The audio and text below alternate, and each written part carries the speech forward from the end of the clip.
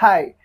SLC exam 2025ಕ್ಕೆ ಸಂಬಂಧಿಸಿದಂತೆ KCABದವರು ನಿನ್ನೆ ಒಂದು ನೋಟಿಫಿಕೇಶನ್ ರಿಲೀಸ್ ಮಾಡಿದ್ರು. ಅಂದ್ರೆ ಯಾವ್ಯಾವ ವಿದ್ಯಾರ್ಥಿಗಳಿಗೆ SLC ಮೊದಲನೇ ಬೋರ್ಡ್ ಎಕ್ಸಾಮ್ ಬರೋದಕ್ಕೆ ಅವಕಾಶ ಸಿಗುತ್ತೆ, ಹಾಗೆ ಯಾವ್ಯಾವ ವಿದ್ಯಾರ್ಥಿಗಳಿಗೆ SSLC ಎರಡನೇ ಮತ್ತು ಮೂರನೇ ಬೋರ್ಡ್ ಎಕ್ಸಾಮ್ ಬರೋದಕ್ಕೆ ಅವಕಾಶ ಇರುತ್ತೆ ಅನ್ನೋದ್ರ ಬಗ್ಗೆ.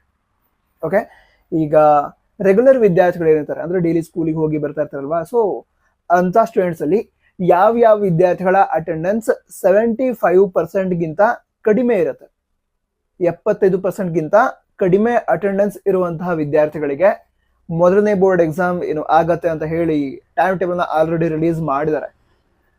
ಸೊ 75% ಅಟೆಂಡೆನ್ಸ್ ಕಡಿಮೆ ಆದ್ರೆ ಎಕ್ಸಾಮ್ ಬರೋದಕ್ಕೆ ಅವಕಾಶ ಇರಲ್ಲ ಅಂತ ಹೇಳಿದ್ದಾರೆ. ಓಕೆನಾ.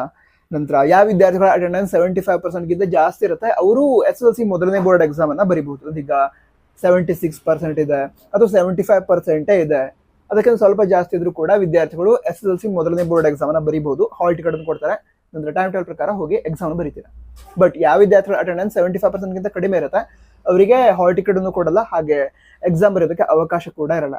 ಹಾಗಿದ್ರೆ ಯಾವ ವಿದ್ಯಾರ್ಥಿಗಳ ಅಟೆಂಡೆನ್ಸ್ 75% ಕಡಿಮೆ ಇರುತ್ತೆ ಅವ್ರು ಯಾವಾಗ ಎಕ್ಸಾಮ್ ಬರೀಬಹುದು ಇದನ್ನು ತಿಳ್ಕೊಳ್ಳೋದಾದ್ರೆ, ಈಗ SSLC ಎರಡನೇ ಬೋರ್ಡ್ ಎಕ್ಸಾಮ್ ಹಾಗೆ ಮೂರನೇ ಬೋರ್ಡ್ ಎಕ್ಸಾಮ್ ನಡೆಯುತ್ತೆ. ಅಂದ್ರೆ 3 ಬಾರಿ ಬೋರ್ಡ್ ಎಕ್ಸಾಮ್ ನಡೆಯುತ್ತಲ್ವಾ, ಸೊ ಮೊದಲನೇ ಬೋರ್ಡ್ ಎಕ್ಸಾಮ್ ಬರೋದಕ್ಕೆ ಅವಕಾಶ ಇರಲ್ಲ, ಆದ್ರೆ ಎರಡನೇ ಬೋರ್ಡ್ ಎಕ್ಸಾಮ್ ಹಾಗೆ ಮೂರನೇ ಬೋರ್ಡ್ ಎಕ್ಸಾಮ್ ಬರೋದಕ್ಕೆ ಅವಕಾಶ ಇರತ್ತೆ.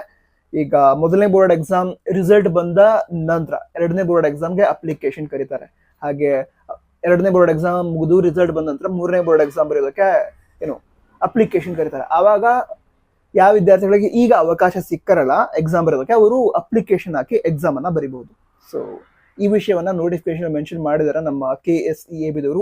ಇದ್ರ ಬಗ್ಗೆ ನಿಮ್ಮ ಅನಿಸಿಕೆಯನ್ನ ಕನ್ನಡವಾಗಿ ತಿಳಿಸಿ. ನಂತರ ಚೆನ್ನಾಗಿ ಸ್ಟಡಿ ಮಾಡಿ, ಎಕ್ಸಾಮ್ ಚೆನ್ನಾಗಿ ಆಗುತ್ತೆ. All the best. ಜೈ ಹಿಂದ್, ವಂದೇ ಮಾತರಂ.